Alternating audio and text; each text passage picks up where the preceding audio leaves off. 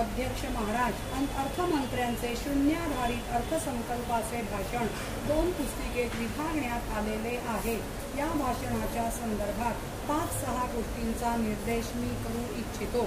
महाराष्ट्र रोजगार हमी योजना सुरू झाली ती सर्व देशभर गाजलेली अशी योजना आहे। या योजनेवर यावर्षी शासन सुमारे 160 कोटी रुपये खर्च करणार आहे।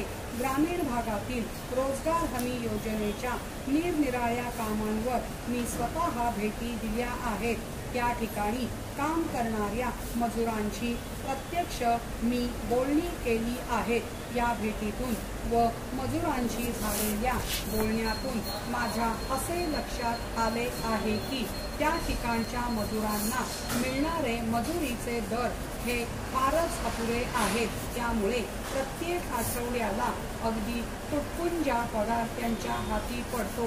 तेव्हा रोजगार हमी योजनेमध्ये काम करणाऱ्या मजुरांच्या मजुरीचे दर वाढविण्याच्या संदर्भात नव्याने व तातडीने विचार करण्यासाठी एखादी समिती नेमून लवकरात लवकर निर्णय घेणे आवश्यक झाले आहे।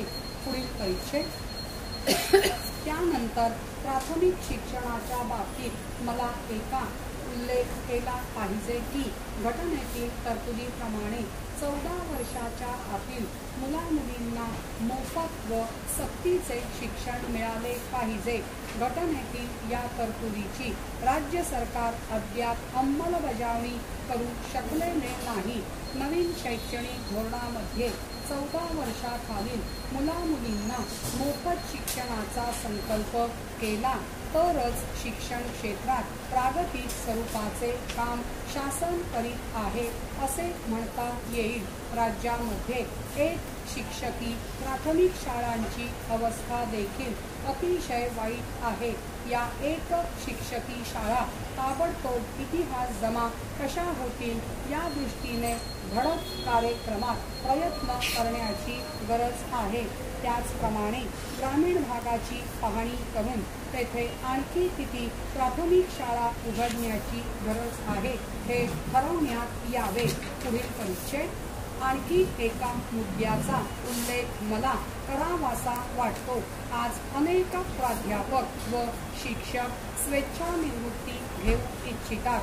शासकीय कर्मचाऱ्यांचे सर्व नियम प्राध्यापक व शिक्षक यांना लागू केलेले आहेत, परंतु शासकीय कर्मचाऱ्यांसाठी स्वेच्छानिवृत्तीची जी योजना आहे ती प्राध्यापक व शिक्षक यांना लागू केलेली नाही। तेव्हा प्राध्यापक व शिक्षक यांना देखील स्वेच्छानिवृत्तीची योजना लागू केली तर अनेक प्राध्यापक व शिक्षक स्वेच्छानिवृत्ती पत्करतील।